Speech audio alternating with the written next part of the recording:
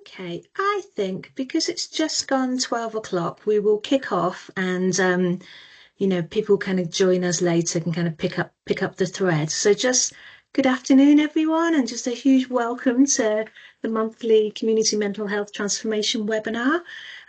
It's great to see so many familiar faces as well as new ones. If you haven't been to one of these webinars before, they're just a chance to really catch up what's going on across the Community Transformation Programme.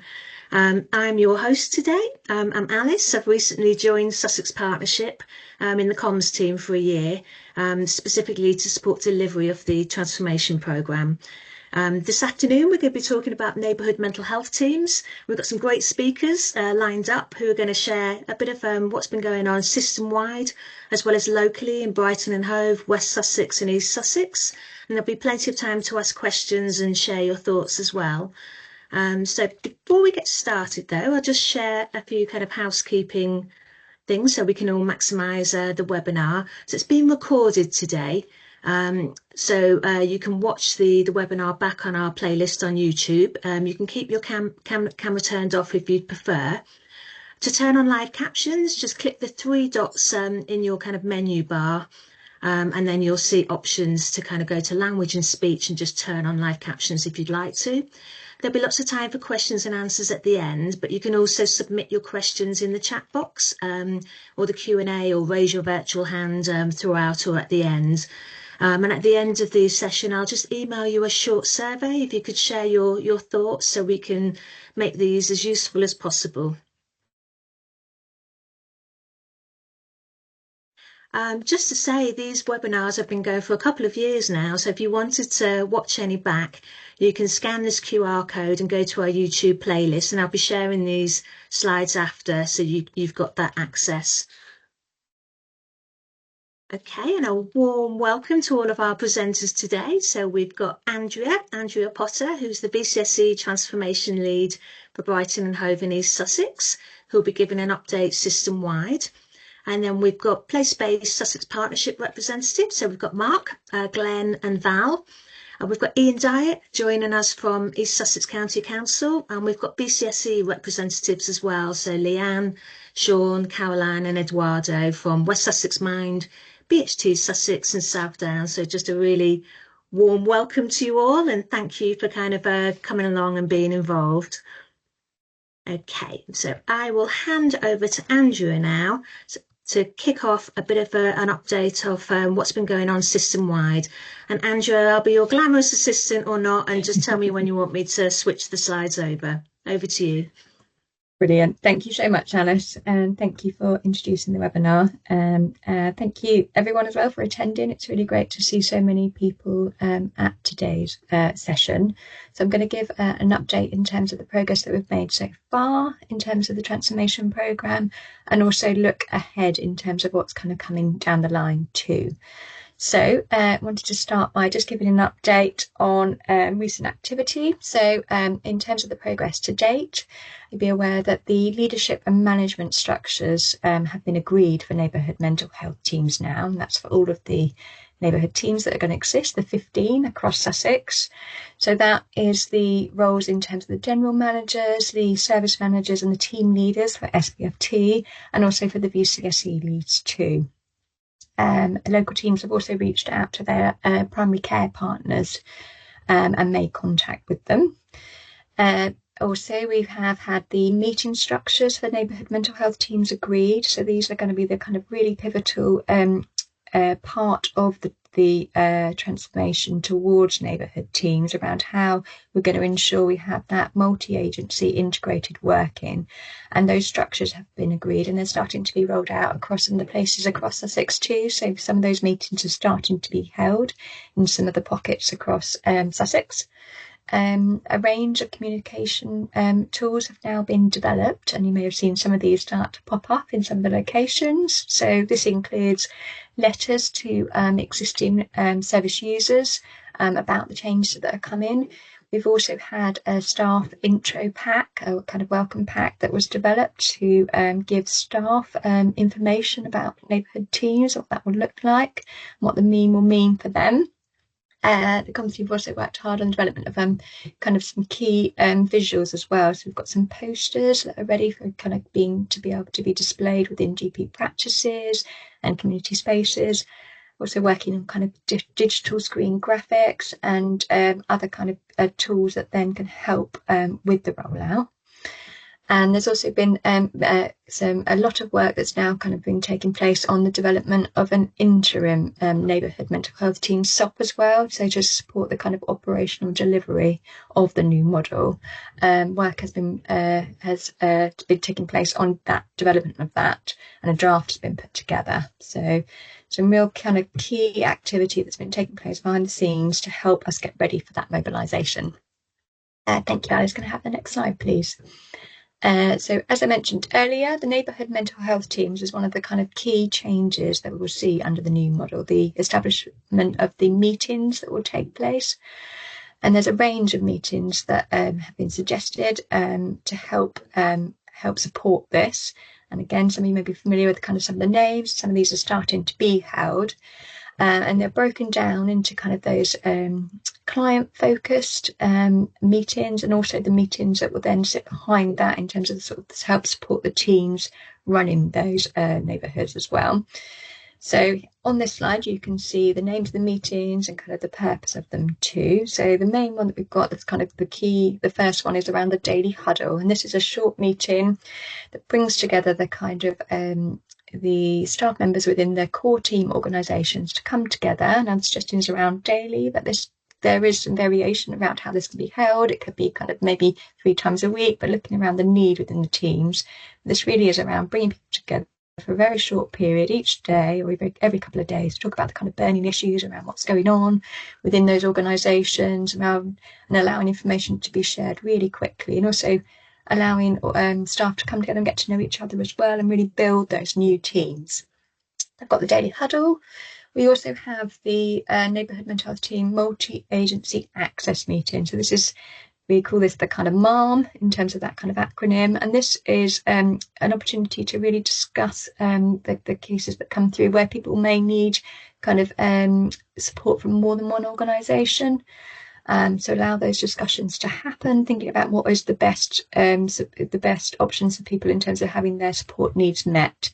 And this is bringing together, staff members from those kind of key core team organisations to have those discussions. And how it looks in each neighbourhood may vary slightly, but it's around that purpose and that function will stay the same. And it allows for those kind of warm handovers of cases and prevents people having to kind of really feel like they're bouncing around across the system. We can have those transfers happen very quickly and much more smoothly. In addition to the MARM, we'll have the Neighbourhood Mental Health Team multi-agency team meeting, the MAT, and this is looking at bringing together the team, and this is sort of to be held kind of weekly, and again to look at kind of bringing staff together to when they've got cases that might need again more than different organisations working together, to think about how we can best support people, also about thinking about when people might be discharged from inpatients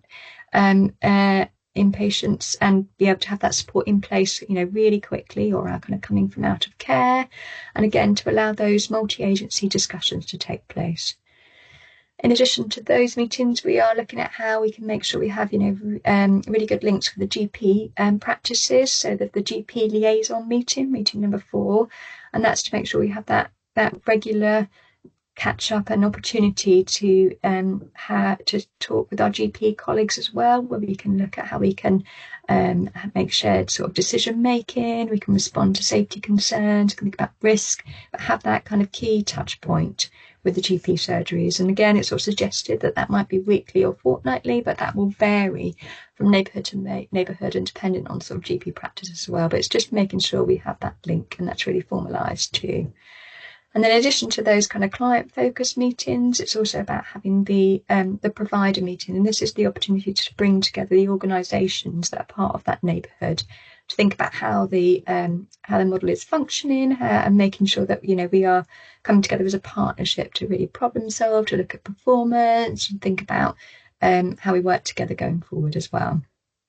That's an overview around the sort of neighbourhood mental health team meetings that are going to be held as the model is rolled out. If I could have the next slide, please, Alice. And this one has been developed, you may have seen this before, but this is a visual that's been put together to really give you a kind of at a glance overview around kind of some of the key milestones within the transformation programme, some of the key dates, and also some of the key activity that would take place. So you can sort of see with the blue writing that identifies some of the kind of key milestones. And we've had kind of around setting up the governance, number one, around neighbourhood teams, and this is kind of one that's been achieved. So we've got the operational delivery groups, which are held in each place in East, West and Brighton and Hove, bringing together people that are involved around the design and development of neighbourhood teams and the mobilisation of those teams. So they come together regularly to help plan and to deliver that mobilisation. We then have around the locations, so you'll know that the footprint for the neighbourhood teams have now been decided. We've got 15 across Sussex, and we can share kind of, for anyone that hasn't seen it, those maps to show where those neighbourhood teams will be based. We've got 7 in West Sussex, we've got 5 in East Sussex, and we've got 3 in Brighton and Hove, so we can share those if those are needed. And then in terms of the workforce, number 3, it's around making sure we've got the staff and the kind of management and leadership structures in place for the new neighbourhood teams, which is what we've been working on. And that leads into the mobilisation as well. So starting to mobilise those core neighbourhood mental health teams, it says from the end of March, but sort of going forward from now, looking at that mobilisation starting to begin. And then once the kind of core team is mobilised, we're looking at from the neighbourhood model, adding in the kind of the next 2 layers, which is around the aligned services and the wider networks as well. And that's the work that we're going to be coming on to going forward, around identifying and agreeing, those partners and working really closely with them. And that leads us into as well some other key developments within the programme that were related around the new electronic patient record system, number 6. So we know that SPFT is looking to introduce system 1, and we know that we now know that the timeline for that is looking to have that introduced in November of this year. And obviously that will have an impact on how we work as neighbourhood teams in terms of allowing the core teams to work together on kind of one system. So we're aware of kind of that and how that will support the model, and the sort of looking at the implementation and the roll out of that in November, and then moving to kind of having fully functional, have the neighbourhood team kind of fully in place and embedded by kind of April of next year. So that gives you an overview around some of the sort of timelines and some of the key activity that would take place. Thank you, Alice. We can have the next slide, please. So in terms of kind of what's coming up, so I've mentioned some of this around what's kind of in the future from the roadmap, but also some kind of key items that we're working on currently is around kind of the referral form. So kind of updating this so that it is reflective of the neighbourhood mental health team model. So work's kind of underway to develop a GP referral form for neighbourhood mental health teams, so making sure that it does align with the new sort of process, and also that it so obviously in terms of the neighbourhood team model, that's about multi-agency working, so making sure that it's really clear around when someone's referred to a neighbourhood team that we're obtaining consent for them for that information to be shared via those multi-agency team meetings where those are needed as well. I've mentioned about the electronic patient record system. So key change that's coming in November now.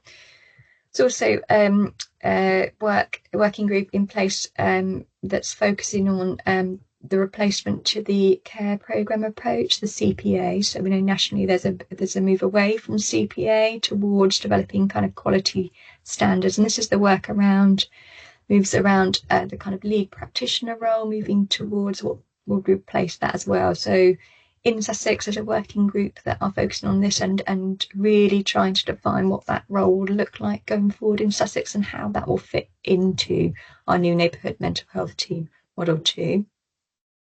And I think the other one to sort of really highlight is around, obviously with the work with the neighbourhood mental health team model, we've always wanted to ensure that it really aligns with another programme work that's taking place, which is the integrated community teams programme. And this is around ensuring that what we do will work, and we can work really closely with the ICT colleagues to make sure that mental health and physical health and all the work within the integrated community teams can really be closely linked. So we're going to be sort of continuing to work with them going forward. We've worked to ensure that our footprints are aligned with the ICT footprints as well to really enable this, but we're going to be working going forward to really cement and really develop those relationships so that we can have easier kind of transfer of care between physical and mental health going forward too. That's kind of what's on the horizon for the programme. I think now I hand over, but I will double check. Andrea, you do. Thank you. Thank you. That was a really good kind of overview of what's been going across kind of system-based and centrally to support the mobilisation of neighbourhood mental health teams. And now we're going to hear from some place-based kind of representatives from across Sussex Partnership, local authorities and the VCSE sector. So we're going to kick off with Brighton and Hove. I'm hoping Mark, Caroline and Eduardo are around to jump in. Mark, are you there? Yeah, hi. Hello. Hiya. Hi. Yeah, so thank you very much, Andrea, for that handover, which I think really captures where we're at. I mean, interestingly, I've just come from an ICT meeting, an integrated care team meeting, and I suppose I'm carrying that excited feeling around with me because a lot of GPs there, a lot of, really good conversations. They're very positive about, the changes that we're making to services. Yeah, so that was very good. And as I would say in Brighton, we're just working with the development of our three teams, Central, East and West. And exactly as Andrea has pointed out, behind the scenes, we're working with the meeting structures to make sure that we can initiate them. And also, I agreed that I wouldn't hog the limelight here and that I would also share this update with Caroline and Eduardo. I would just say I would target one date for the 29th. We have a development day that starts to involve, more clinicians and team leaders. And I think for me, that's a really important event on the 29th to really start ensuring that we're involving that sort of clinical voice, from frontline staff to say these are the proposals and just taking on board those ideas in terms of making sure that things work smoothly. Caroline, Eduardo, anything I've missed that you'd fill in or anything you'd wish to also add? Sorry, Mark, it's Caroline. So I was just going to add around, obviously, the Neighbourhood Mental Health Team meetings. So we're hoping that they're going to be mobilised by approximately the end of May. Mm-hmm. So that's the first three meetings that we're talking about. And then we'll be working further with the GP liaison one if we need to have a separate meeting. And really that it has completely been a journey of a joint combination with SPFT and voluntary sector, and we're finding our way together. So I just think it's important to say that this is a new way of working, and it's turning out to be quite exciting. So yeah. That's brilliant. Is Eduardo there? Would you like to add anything else, Eduardo? Just to say, obviously, the communication with service users is also being worked through, and that will hopefully be out in July. So we're on track to get there by then. Fabulous. So it's a very kind of a short update. It belies all the work that's going on behind the scenes. But thanks, guys. That was a great update. And there'll be time at the end to ask any kind of questions to any of the speakers. Towards the end. So we'll move on to. Thanks, Alice. No worries. East Sussex, we've got Glenn, Caroline again, and Eduardo as reps from the VCSE sector. Sorry, I haven't. We've also got Ian Dyer from East Sussex County Council. My apologies. I should have included him as the speaker also. So, Glenn, Ian, do you want to kick off? Sure. Yeah. Yeah, Okay. thanks, Hi, Alice. everyone. Ian, do you want to start letting people know about the exciting event that happens on the 22nd of January? Sure, yeah, absolutely. So, hi everyone, good afternoon. I'm Ian Dyer. Um, and yeah, in East Sussex, we've always been working away to be delivering the Neighbourhood Mental Health Team model. And a really key development in our journey was back in January, as Glenn said, where we were able to bring together a really wide and broad selection of managers that are going to be leading the different teams in the different parts of the services across the neighbourhood mental health team footprints. You can see on the slide there, we're going to have 5 neighbourhood teams in East Sussex. So we were in a really great position in East Sussex.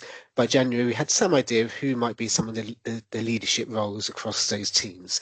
And Caroline and Eduardo were part of that, alongside Glenn and Andrea. Lots of people really involved in a really productive, really positive one-day event, bringing those managers together to start exploring how can we actually start doing this in practice, and how can we start working together, how can we start bringing our teams together, identifying who the teams are, who everyone is, and finding some really innovative and new ways to be working together differently. So, yeah, that really, I think, was a galvanizing sort of event that really kick-started a lot of work going on. And from there, we agreed that we would look to do similar events, but just really focused on each of the 5 footprints. So bringing together the whole staff teams within each of our 5 neighbourhood teams to start having that opportunity to build relationships, understand each other's roles and functions, and really start thinking on very much a ground level how to do that. And the first of those events has already taken place. We had a really positive event in Eastbourne just in March a few weeks ago, and that was a really similar vibe, really bringing together all team members across Southdown, SPFT and others to think about how they can be working together. And there's more events planned. We've got a Hastings event planned in May, and hopefully Lewis and Rotherham and Wilden will be not far behind. So there's been lots of work around building relationships and starting to shift the culture towards where we want things to be. But there's also been some more practical steps, which I think Glenn will talk about around meetings and some of the challenges as well that we've been facing. Yeah, certainly. Okay, thanks, Ian. So, yes, I think we're all taking a very similar journey, but perhaps not, identical. I think different neighborhoods will tackle certain aspects, in their own unique way. So, Hastings, for example, have already started the daily huddle meetings that's going really well. And it's been a really good opportunity to bring the whole neighbourhood together and to start visualising, what the changes are going to be. They're planning for their away day, and thinking about, how to get the most out of that day, because we're seeing those away days as a kind of a blueprint, if you like, for bringing the whole neighbourhood together and to start talking about what they're going to prioritize first, which aspects are they going to focus on. So they're already doing the daily huddle at the away day that's coming up in May. They'll start to pilot other aspects of the meeting structure and just how they're going to relate to each other. I think fundamentally it's a relationships model, this, so it's an opportunity just to get to know each other and to see your colleagues, your team as the whole neighborhood, rather than just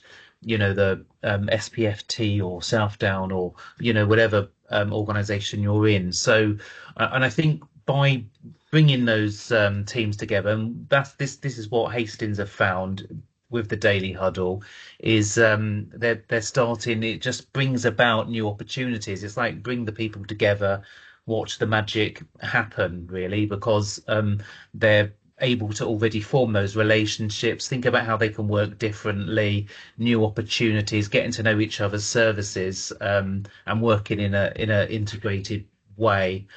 In Lewis, they are. We've been running the provider meeting in across East Sussex currently, but we're moving into neighbourhoods now. So Lewis are looking to go first in bringing the providers meeting together, and that again, that will be a forum of where they'll be able to look at the different benchmarking for community transformation, think about what they're going to pilot first, and get there together as a whole integrated function. There has been some obstacles, as Ian alluded to, and I think perhaps the main one has been staffing consultations. So what we wanted to do for several months now is bring all those teams together in those away days, start to pilot meetings at greater pace. It's been complicated by not being able to perfectly name all the staff in all of the different neighbourhoods. So, for example, in Eastbourne, SOAM's 35% of the workload will be going over to Wilden, which means moving some staff from Eastbourne over to Wilden. So we've had to go down quite appropriately a staff consultation to make sure that happens, safely and effectively, and that we give people a real opportunity to engage in that. So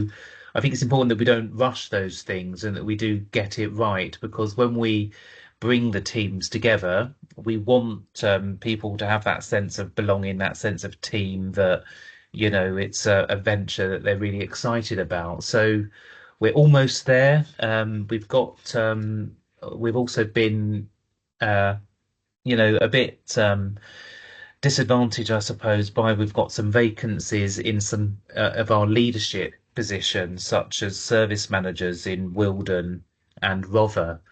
So we're hoping that those posts will be released soon, so that we can, have our leadership team in place. Because if you're going to be embarking on such huge change like this, and you don't have your leaders in place, it's going to be very tricky. So despite those obstacles, as I've mentioned, we're already implementing some meetings. We are taking a different journey, but we'll get to the same destination together eventually. And I think, Ian, you're going to share some sort of positive feedback that we've got so far. Yeah, thanks, Glenn. We thought it'd be helpful just to share some concrete examples of stuff that's actually been happening and the difference it's made. So we had some feedback really recently from colleagues who work within one of our post-diagnostic dementia support services, and they've been able, with support from colleagues in our local specialist older adults mental health services, we're going to be part of the core team within the neighbourhood mental health teams. Colleagues in the specialist older adult service have been adopting the NMHT approaches and really trying to invite wider services to start working more closely with them, including adult social care colleagues in dementia support. And we've had some feedback already from those colleagues in adult social care that the closer ways of working, easier information sharing that's been developed, access to each other's systems, shared attendance at meetings, some of these referral discussion forums that Andrea talked about already being trialled in our Highwold, Lewis and Havens areas within SOAMs, and it's really already making a difference to the way that both teams have been able to work together with joint patients, and there's already been evidence of improved outcomes. So we've had that feedback already come back to us, which I think is really, really exciting and really good to see, and hopefully gives a little bit of an indication as to the sort of changes and the benefits that we really want to see coming out of all of this work, on the ground in reality. So we thought it might be helpful to share some of that as well. Thank you, thank you, Ian and Glenn. It is really great to hear like tangible kind of examples of how the difference this joined up working is making. Caroline, Eduardo, did you want to add anything from an East Sussex perspective around your involvement, South Downs involvement? I think it's all been said. So right. Yeah, it's all been said. So I've got nothing to add, but if anyone wants to ask any questions later, then obviously they can. I'll just add something from our perspective in that we being that there's quite a lot of services that are within the VCSE sector delivered by Southdown. With all the managers are getting together, and one of the good things about being part of the neighbourhood is that we're working together to kind of represent each other's services and being able to grow together.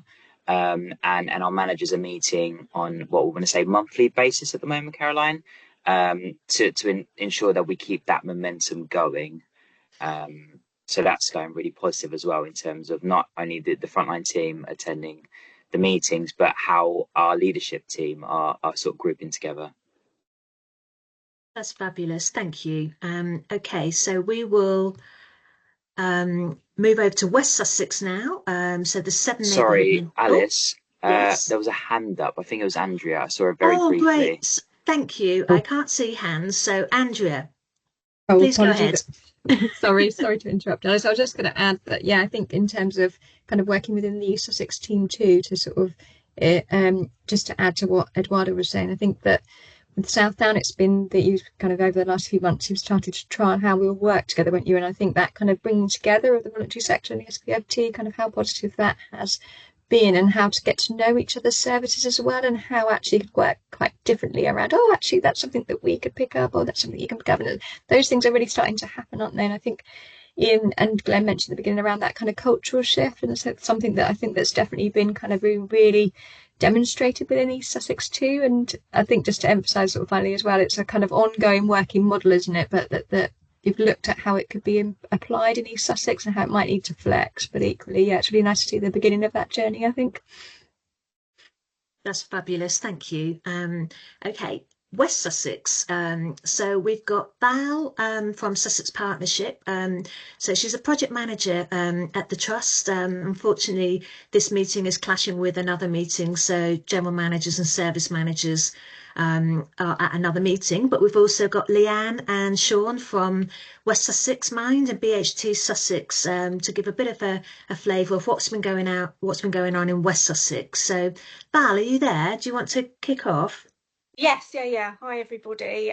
Thanks, Alice. And as Alice has indicated, my colleagues aren't here today, but I'll just give a very high-level overview, and it's probably things that have already been said, but just to say that, like our colleagues across other areas, West Sussex have been working towards the launch of their neighbourhood mental health teams. There's been a restructuring of the teams, and it's split into 7 neighbourhood mental health teams across West Sussex, which is on the slide on the screen. Service colleagues have established the NMHT meeting structures to support the transition and the new NMHT formation. So those meetings that feature patient discussion have been established since last year. There's been a bit of learning from that process. A little bit more work to do in relation to engagement, to ensure full attendance from all parties, and that's mainly with GPs, and that's not through lack of enthusiasm or want, but the practicalities of very busy people finding time that works for everybody. So there's been some creative solutions that have been put in place to improve engagement, such as a GP duty phone line, and that work that's proved quite successful, but that work continues, and we know that that's an area that we need to develop. Discussions have started with wider services about how and when to include these services in the future as part of the NMHT structure. That's a longer piece of work, but it's really good to see that those communications are starting. And staff and patient communications about service changes, that's pending and due to take place over the next month or two. So what I would say is that early feedback indicates that improved patient discussions is happening, improved and easier transitions are underway, and better links and relationships with GPs is also taking place. So as early indicators, that's really good and positive. So really looking forward to see what the future brings. So as Alice said, I'm sure next time we'll have some service colleagues here that can give some real particular specifics about some of the successes and challenges. But that's just a few highlights, and I'll leave it there. Thanks so much, Val. Leanne, Sean, is there anything you'd like to add from a VCSE perspective about your involvement in the mobilisation and development of neighbourhood mental health teams? I think we had the West Sussex Neighbourhood Mental Health Team leads meeting. So all of as many as possible of the VCSE leads and SPFT leads got together at an event at the beginning of April. We shared kind of where we've got to so far, some challenges, and some kind of positive outcomes. It was a really good day. I think following on from what Val just said, some of the things that have come out of it were that risk management seems to be kind of really improved, having these joined up meetings. I know particularly in the Worthing area, the GPs that are really engaged in these going to the meetings, and kind of, really positive outcomes for some of the service users. So from our perspective, although there's some challenges and some kind of, we've got a couple of areas where we've got kind of more than one provider, and Aaron has kind of been split into two mini neighbourhoods. It does seem kind of that things are going quite well. Fabulous, thank you. Was there anyone else from West Sussex who wanted to add anything? Sure. I think from a BHT Sussex perspective, it has felt really exciting and it is going really well. I don't know if I went off on a bit of a tangent when thinking about preparing for this meeting, but I wrote a little piece that I'll just read out quickly, just trying to capture some of that excitement from a VCSE perspective. And I think there's something about community mental health transformation. It's not just a policy shift, it does feel like a movement, and it's about bringing that care closer to home, making services more person-centred and ensuring that everyone has timely access to the support that they need. And it's about breaking down those barriers, reducing stigma, really importantly, and creating a mental health system that listens, understands and responds. And at the heart of this transformation is partnership, and no partners are, could be more critical than those in the voluntary, community and social enterprise sector, our VCSE organisations. So to have this journey for the VCSE to be so incorporated along with the statutory partners at SPFT has been fantastic.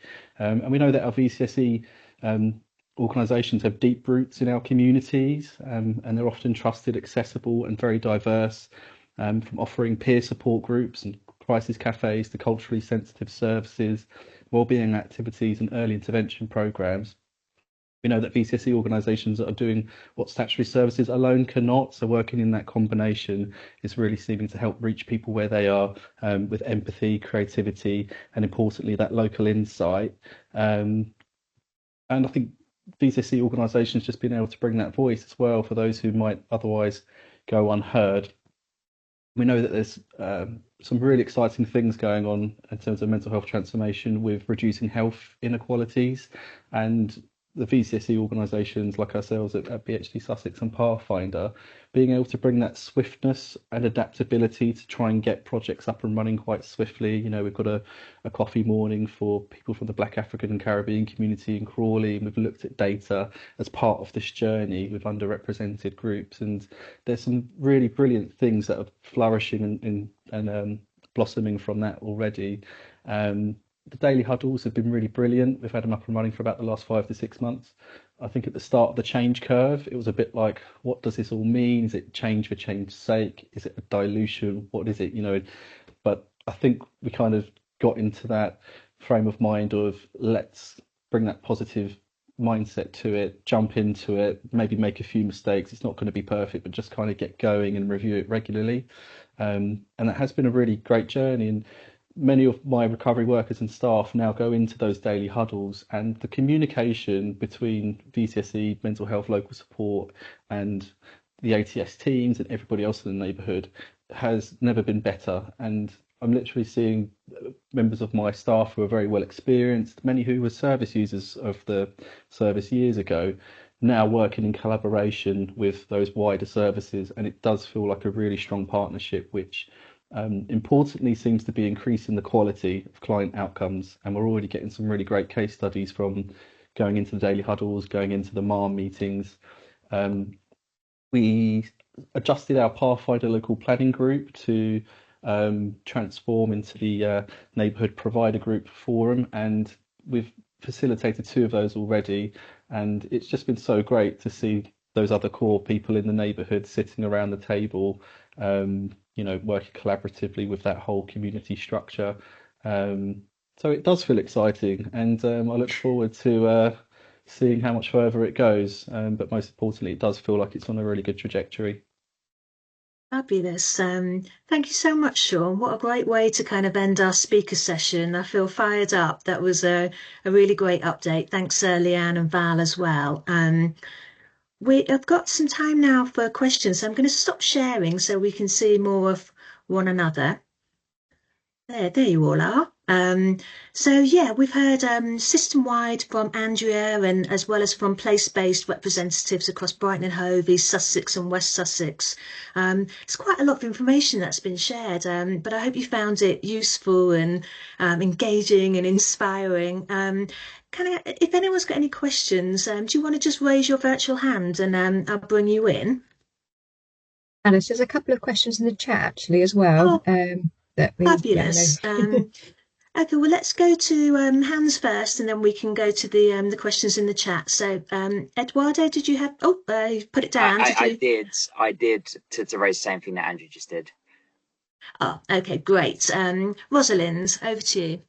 Yeah, I may have missed it, so apologies. I'm just slightly confused about how the local authorities are integrated into this. I think I heard that they'll be in the meetings, but I just wasn't sure if they were fully integrated or if this is voluntary and SPFT. So I just wonder if you could tell us. Ian, did you want to respond to that from East Sussex County Council?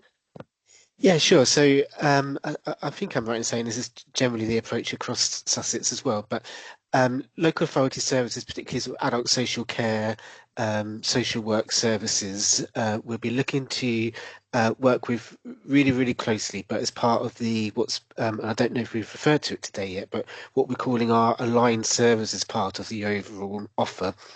So Andrea, I think, mentioned the core team, which is essentially going to be bringing together SPFT voluntary service providers to create a really close working arrangement between those teams. And the difference, I suppose, between what core team services will be and what aligned services will be is that the core team services will eventually be working across the same client record system, so you'll be able to share information that way. They will be adopting things like shared outcome frameworks, shared assessment frameworks, hopefully that sort of thing. So working very, very closely together indeed.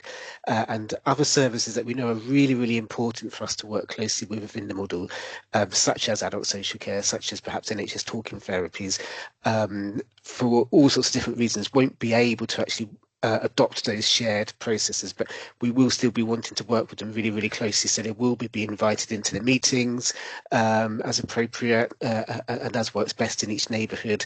And we'll be looking to adopt as many shared working protocols as we possibly can. But we know that we won't be able to get exactly to that core team point. So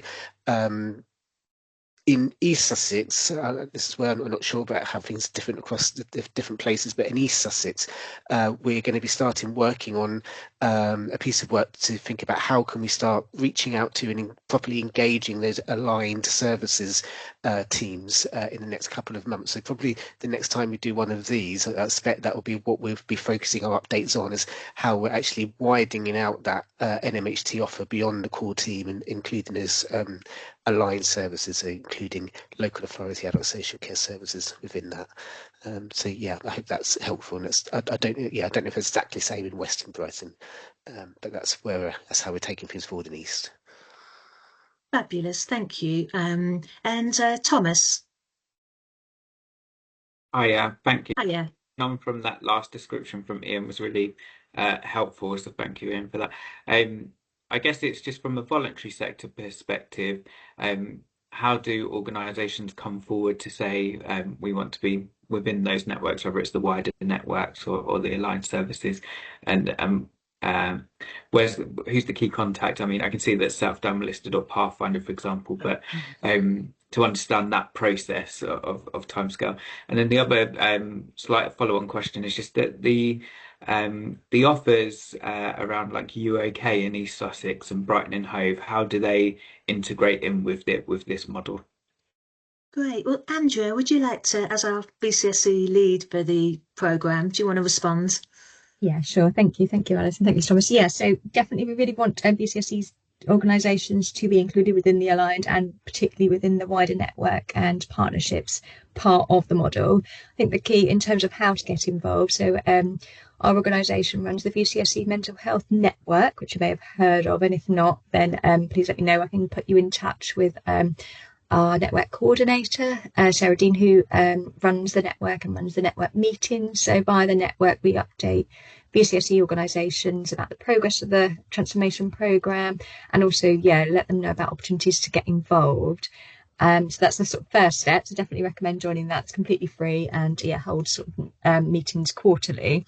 But in addition to that, so within, as Ian alluded to earlier, within each of the places, East, West and Brighton and Hove, we've done a lot of work and we're really concentrating on the core team, but we're shortly going to start focusing on who should be in the aligned services, who should be in that wider network, and sort of different plans of how we'll do that in each place. But no, particularly within East, we're looking at, we want to do a sort of kind of workshop where we think about what are the community assets that already exist, what are the VCSE services that exist that support our communities, how are we making sure that they're going to be part of the neighbourhood. So we want to sort of run a series of workshops. We're thinking about holding them in July. I haven't booked a date exactly yet, but we will be, and we'll be kind of doing a big call out to voluntary sector organisations to come and join us, and we can look at what those neighbourhoods look like, and there'll be slight variation depending on what isn't on offer in the neighbourhoods. But we want to think really widely. We want to think about those community assets. We want to think about art-based offers. We want to think about what else exists to help keep people well. So we'll be doing that call out shortly, and we'll definitely make sure that that we spread the word about those. And I think it will be similar within Brighton and Hove and West as well. I haven't quite got to it yet, but they'll be definitely thinking about that wider part of their model and how they include the voluntary sector within it. So I think that answers your question about that. There was a second part to your question, wasn't there, as well? And I've forgotten it. I'm so sorry. That was just about the for example, the UAK partnership and how that sort of funding and those providers fit into this model.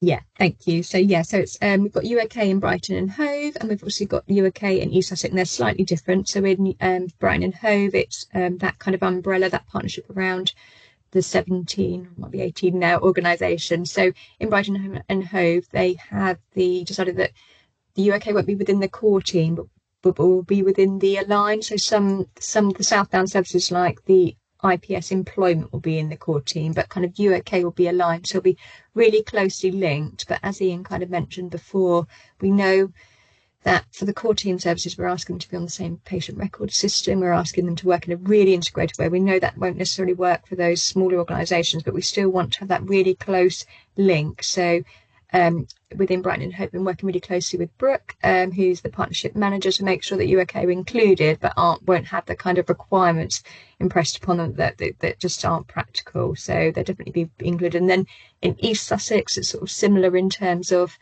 the UOK. We're thinking about in East Sussex about how we include kind of the wellbeing centres within it, and then we'll think about going forward as well how they are included within kind of wider offer too, but it's sort of a slightly different makeup in East Sussex. Hopefully that answers your question. Fabulous. Thank you, Andrea. Thank you. We'll go to Julie next, and then we'll go to some of the questions in the chat and then come back to virtual hands. So Julie, over to you. Hi, I was just wanting to ask a little bit about Health in Mind. I'm a practitioner, mental health practitioner within Health in Mind, and we're aligned to the Talking Therapy Service. So we're employed by Health in Mind, but not actually part of the Talking Therapy Service. And we're a group of 20 or so mental health practitioners. We were very involved at the beginning of community transformation in an options appraisal, looking at what the possible options were moving forward. And I think it was very much part of that was about us becoming more united with the emotional wellbeing service, and then that incorporating into the neighbourhood teams. It feels a little bit like we've almost been forgotten. Not quite sure where we sit. We recognise it's complex because you have got a group of practitioners alongside the talking therapy with quite different remits. So I just wondered where we are. I mean, obviously we're SPFT employees. Just wonder where we sat within the current process. Thank you. Andrea, do you have awareness of that to respond? I could perhaps come in if that's easier, Andrea, if you'd rather. So yeah, thanks for the question, Julie. Yeah, there's been lots of work and lots of thinking going on around how to best align. So I think it's the primary care mental health practitioner team within Health in Mind to the model. My understanding is that this is work that's, I suppose, the work around how to best align your roles and how to have the roles best involved in the neighbourhood mental health team. That's a whole piece of work being led within SPFT now by Claire Newman, as I understand. So it's probably be worth being able to check in with Claire and her colleagues. I think Camilla Field and SPFT might be supporting Claire with the work as well. That could be able to give you a bit more information from an organisational point of view in SPFT how they're moving forward. But it's definitely not the case that the roles have been forgotten in any sense. I think it's just working through the complications of how best to involve the roles in the model as we move forward and working through whatever complications there might be around that. But it's very much something that's been worked on internally by SPFT. Thank you. Okay, so let's go to some questions in the chat. So from Nikki, can I ask how where the Neighbourhood Mental Health Team approach will feed into the West Sussex management of co-occurring mental health and substance use conditions protocol? So was there anyone in the West Sussex team that might be able to respond to that? Val, I don't know if that's something you're able to no. Andrea? We might have to come back to that one, Nikki, but I'll make sure any questions that we can't respond to here that we come back to you with an answer. So from Nellie, we've got, would neighbourhood mental health teams replace the existing ATS services? Andrea, would you like to respond to that one? Yeah, sure. So I know there's other colleagues as well from SPFT here, so do jump in. But yes, obviously the plan is Neighbourhood Mental Health Teams is bringing together of services under the kind of new Neighbourhood Mental Health Team kind of name and branding and umbrella. So eventually we're moving towards kind of moving away from, kind of what is kind of currently known as kind of ATS. So whilst the sort of the name will start to change, the sort of the function will continue. It's just about kind of the forming of the new teams. So we are definitely moving towards Neighbourhood Mental Health Teams as the kind of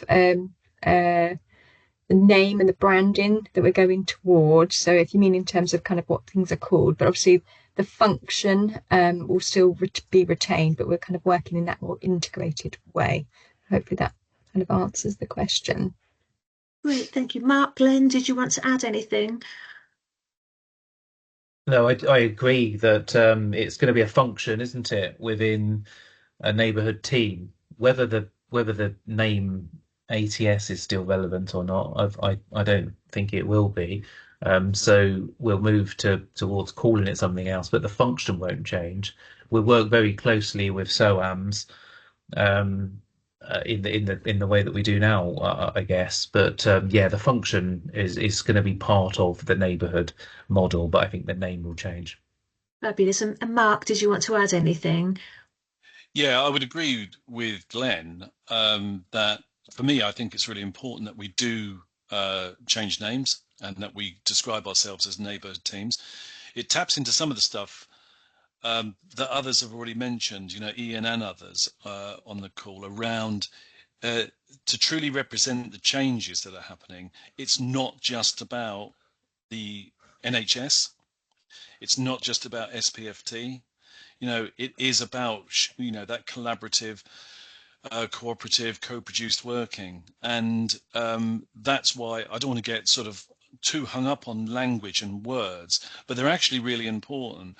And so that's why, like as Glenn was saying, I think, to move to neighbourhood teams, what's in a name, it's actually really important, isn't it, to communicate messages to our patients, but also in terms of the different groups we're working with, it shows that things are different, that way that's already been described about how we actually work together. So yeah, it is important. Thank you. Thank you. Nicholas, I will get to you. You're patiently waiting with your virtual hand up. I'll just go through these last couple of questions in the chat. So Raymond asked, will the ICTs or Neighbourhood Mental Health Team processes include something called the S117 meetings and reviews? Is that something Sussex Partnership colleagues are aware of? Mark, Glenn, do you know those meeting and reviews, Mark? Yeah, I mean, Section 117 meetings, I'm just conscious, I don't want to take for granted about what anyone on this call knows, because in plain language, they are discharge planning meetings, and then it's a framework that's part of the Mental Health Act, essentially for patients who've been on Section 3, of the Mental Health Act, and sometimes some other very specific sections. But in plain language, and to answer the question, yes, of course they'll continue. They're really important. And I know behind the scenes, the Trust has a resource which I think has been ever so useful. It's a person connected to the mental health team who makes sure that we have very up-to-date lists of who's been who is any person or patient who's connected to the 117 responsibilities that the Trust has. I hope that answers the question. Happy to add anything if it hasn't fully answered the question. Fabulous. Fraser, have you got a question in relation to that? Well, mine was kind of about the the changing of the ATS kind of branding or whatever. And my question was about, someone mentioned, I think Andrea at the beginning, you were saying that the lead practitioner's role will change when the quality standards replace the care program approach. And kind of, okay, personally, we had a awful example of what shouldn't happen. I know with lead practitioners. I go, but the lead practitioner's role is crucial. And kind of hearing Mark saying kind of ATS will be absorbed and everything, and it's collaborative and cooperative, that's great. That's what should have happened. But who will then take on the role of, let's not talk about lead practitioners, but key worker? How is that going to kind of come into being? I know because that originally my understanding was the lead practitioner under ATS for individual patients. How is that going to then be merged into the neighbourhood mental health teams? How's the process going to be working? I suppose is the question.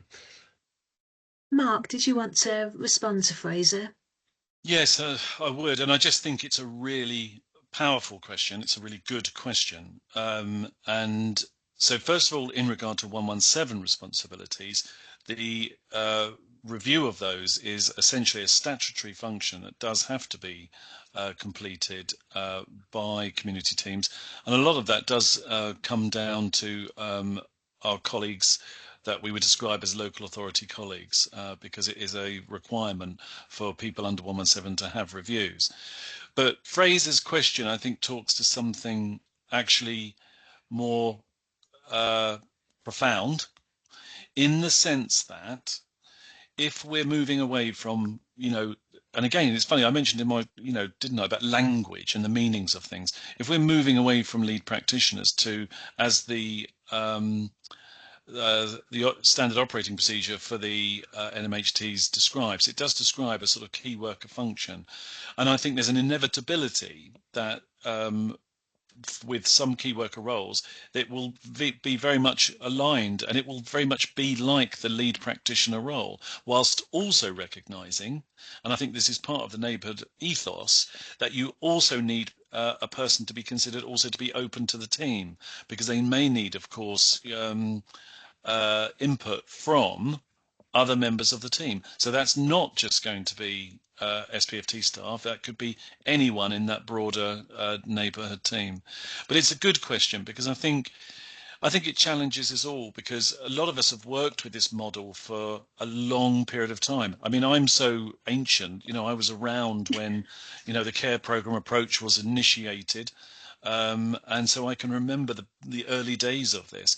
And I think I can see, both the good things about it, the really important things that Fraser's maybe touching on, versus I can see that the way our services need to develop. I mean, that's my response to Fraser. I mean, colleagues on the call might have, other views as well, but I think it's just a really important question that Fraser's raised. Thank you. Thank you. I'll come to Nicholas now. Thank you for waiting so patiently. I know we've run slightly over, but if we can have Nicholas's question, and then I'll make sure that we respond to the other questions in the chat after the call. So, all yours, Nicholas. It's Malcolm, Nicholas. Sorry. Oh, so Malcolm. There you go. Just to introduce myself, I've got two first names, so don't worry about it.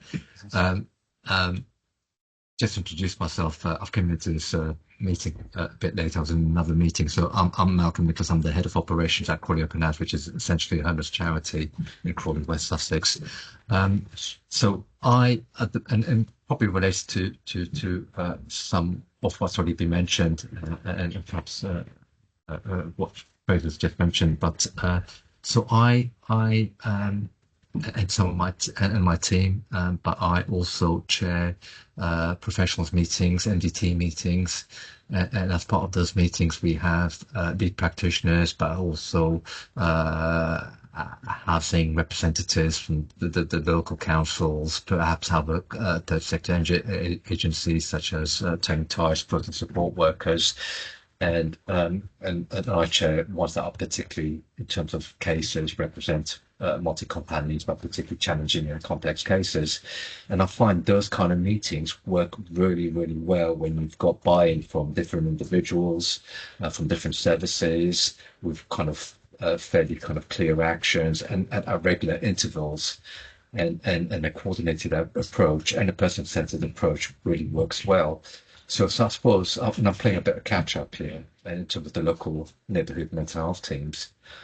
So I suppose, and in those meetings, you have the lead practitioner who provide the bridge, I suppose, between us as a professional teams meeting and the local or the ATS at the moment, and come back, take away the actions and come back. Am I envisaging a kind of different, I suppose, landscape with the local neighbourhood mental health teams? Is that going to be, because what I'm trying to say, there's already a collaborative approach within those kind of units. How is that going to interplay, I suppose, with the local neighbourhood mental health teams? Fabulous. Thank you. Thank you, Malcolm. Would Glenn or Mark want to respond, or Andrea? Yeah, I can take this one if you want. I think, just to sort of reassure you that we're not looking to kind of remove anything that already exists that's working really well in terms of those kind of partnerships or multi-agency meetings. I think we're looking to kind of add to and invite people into spaces, also looking not to duplicate. We're really conscious that we didn't want to create another series of meetings, but we wanted to look at what already exists and maybe even evolve them into neighbourhood mental health team meetings. So very much not wanting to remove anything that already exists. And I suppose with your organisation, it's around, I think you mentioned during West Sussex, isn't it? And looking about what your role may be within the neighbourhood teams, whether you're kind of part of those in terms of aligned and wider networks, and how. So what we wanted to do is involve services and invite them to come to neighbourhood team meetings, but we didn't want to make it to make that a requirement where it'd be really difficult in terms of time intensive and laborious in terms of coming to, but equally not to exclude people. So where it is helpful for people to come to neighbourhood team meetings and they've got cases that they would like to be discussed and services where it's appropriate to, we want to invite people in, but equally didn't want to kind of make it a real mandatory requirement and for people to spend lots of time where it's not needed to sort of attend. So we're looking at kind of widening that out and involving people where there is that opportunity to share information, look at services joining up very much going forward. I don't know if Glenn and Mike wanted to add to that, but yeah, that's very much sort of the intention of the meeting structure model. Thank you for that. So in essence, if I'm faced with a particularly challenging case, then I could come to one of those meetings just to try and present the case to see if there's extra potential support that might be available or perspectives that might be available to feed back into that case. Definitely looking at that coordination, looking at where we can pick up much more easily. Yeah, definitely. Okay, thank you. Thank you. Thanks. Sorry, Alice, just before, there was a question about co-occurring conditions. Yes, can we come back to you, because it's West Sussex particularly, isn't it? And I don't have the specific knowledge around West Sussex, but we've got a colleague that we can make sure we can put you in touch with around. They'll definitely be included within an aligned service, but I don't know the exact detail to answer that correctly. So can I come back to you on that one if that's okay? Yeah, I just want to interrupt because I do know the contact in SPFT. I just wanted to understand where it actually sits in the neighbourhood model, because I understand that this is a massive piece of work that's going on in West Sussex, but equally they're also trying to find a neighbourhood subgroup, because they're already meeting county-wide, but it's trying to figure out where is this going to sit in that model and how is it going to make it easier for clients to transfer between maybe alcohol and mental health services. So I definitely think it's something that really does need to start to be included in this transformation. So I've got the contacts for SPFT. That would be Becky Marshall, and Dan Barrett is the commissioner on the West Sussex side. But it would be nice to start seeing it sitting in some of these slides, so that actually we've got a really embedded understanding of how this is going to be working with our county councils, our local authorities, as well as mental health services, alcohol services, especially as we're about to go into devolution as well.